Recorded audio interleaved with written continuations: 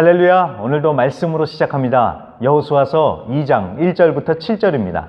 눈의 아들 여호수아가 시딤에서 두 사람을 정탐꾼으로 보내며 이르되 가서 그 땅과 여리고를 엿보라 하며 그들이 가서 라합이라 하는 기생의 집에 들어가 거기서 유숙하더니 어떤 사람이 여리고 왕에게 말하여 이르되 보소서 이 밤에 이스라엘 자손 중에 몇 사람이 이 땅을 정탐하러 이리로 들어왔나이다. 여리고 왕이 라합에게 사람을 보내어 이르되 내게로 와서 내 집에 들어간 그 사람들을 끌어내라. 그들은 이 온 땅을 정탐하러 왔느니라. 그 여인이 그 두 사람을 이미 숨긴지라. 이르되 과연 그 사람들이 내게 왔었으나 그들이 어디에서 왔는지 나는 알지 못하였고 그 사람들이 어두워 성문을 닫을 때쯤 되어 나갔으니 어디로 갔는지 내가 알지 못하나 급히 따라가라. 그리하면 그들을 따라 잡으리라 하였으나 그가 이미 그들을 이끌고 지붕에 올라가서 그 지붕에 버려놓은 3대에 숨겼더라. 그 사람들은 요단 나루터까지 그들을 쫓아갔고 그들을 뒤쫓은 자들이 나가자 곧 성문을 닫았더라. 약속의 땅으로 들어가기 전에 여러 가지를 준비했던 여호수아는 이제 두 사람을 보내서 가나안 땅과 특히 여리고성을 정탐하게 합니다.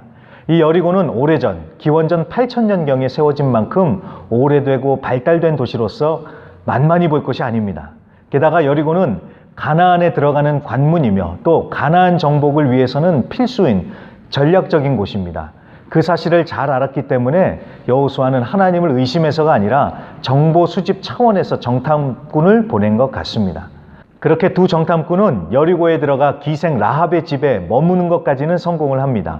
하지만 이스라엘의 정탐꾼이 침투했다는 것이 여리고의 국정원에 포착이 되고 왕에게까지 보고가 들어갑니다. 그러면서 꼼짝없이 잡힐 위기에 처합니다. 자, 인생이 쉬운 일이 없지요. 내 맘대로 내 계획대로 되는 일이 거의 없습니다. 하나님의 일도 그런 것 같습니다. 하나님이 이미 주셨다라는 음성을 듣고 하나님의 뜻인 줄 믿고 갔으면 일이 술술 잘 풀려야 하지 않겠습니까? 그런데 풀리기는커녕 지금 잡혀 죽게 생겼습니다.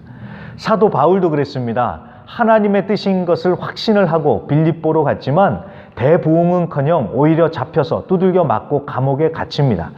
바울이 감옥에서 찬양을 부르니까 옥문이 열린 것이 바로 그때 일어난 것입니다. 그래서 하나님의 뜻에 순종해서 하는데 잘 안 풀린다고 우리가 낙심할 것이 아닙니다.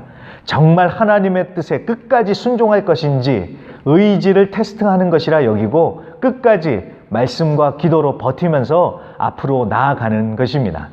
그리고 끝까지 믿음으로써 하나님께 붙어 있을 때 우리가 전혀 생각지도 못했던 하나님의 도움의 손길이 옵니다. 라합이 정탐꾼들을 지붕의 3대에 숨겨주고 또 왕의 부하들을 아주 지혜롭게 따돌린 것입니다.